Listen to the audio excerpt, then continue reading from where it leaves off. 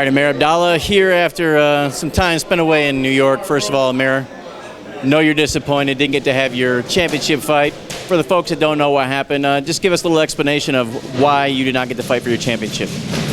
About 6-8 months ago, we started planning for a world title fight. It was long awaited in my career, and it was supposed to be the pinnacle of my career, the final fight of my career. We signed contracts about 3 or 4 months ago, and then the inside story is, we tried, because we also own the promotion company with Lace Up Promotions. We also controlled the venue, we controlled the promotion. So we tried to bring in Gareth Richards, the world champion. We tried to bring him in on Tuesday or Wednesday of the week, which is what I would have wanted as a champion coming into foreign territory, and just to get acclimated with the temperature, the climate, the altitude, everything. And he opted not to. He had some work obligations and whatnot, so he wanted to come in on Thursday. So we booked a flight for him on Thursday. On Thursday morning, we received an email. I think it was Wednesday night. Wednesday night or Thursday night our time.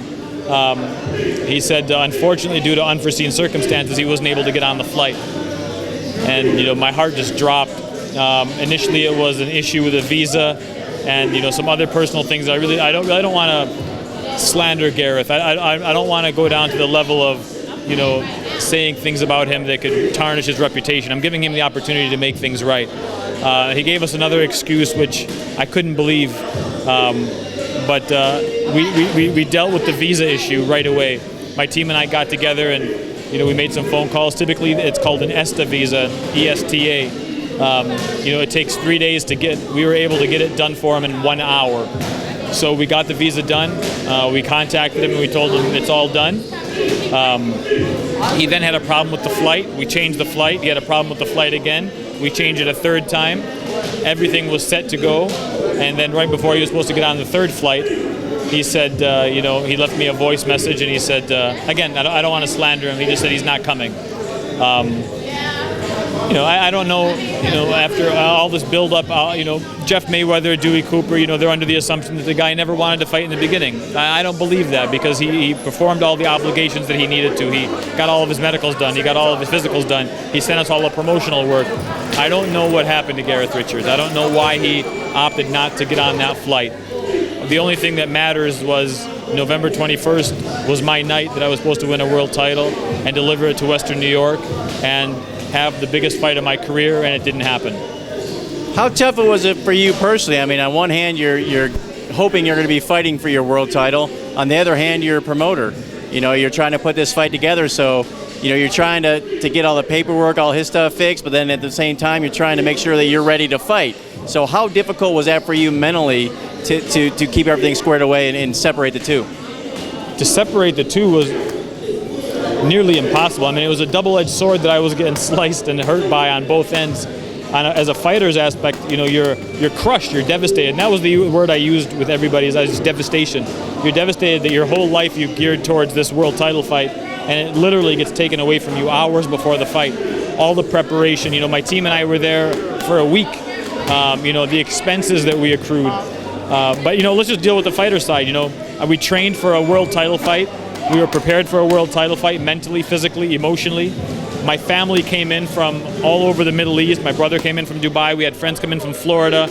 My family came in from San Francisco, Chicago. We had from all over the country. So that in itself is enough to drive you into depression.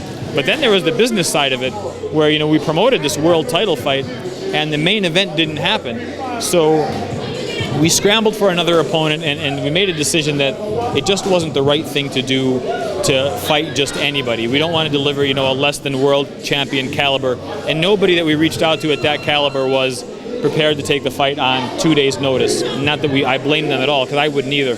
But on the promotional side, we said, what are we going to do? And we just had such a good undercard, and so many local fighters and their fans and their family, that we said, we're going to hold the show. So we posted it on social media, and I said, man, the least that I could do is at least, greet everybody that comes in and thank them. And, before the doors open, and for the first, hour or 2 hours the doors were open, I was out front greeting the fans, thanking them for coming in, and just, appreciating all their support. Yeah, it hurt both sides.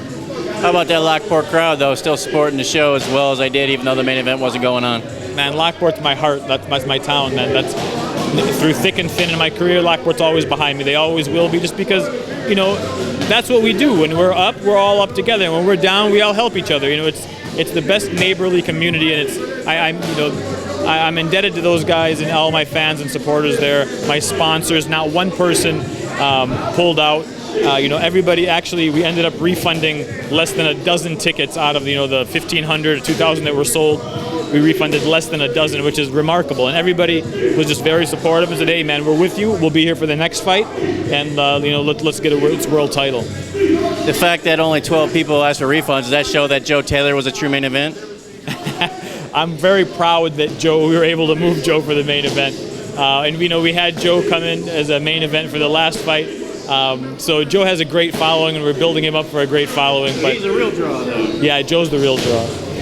All right, for you, build as a final chapter. Obviously, it's not now. You're gonna go forward and try to get this world title next year.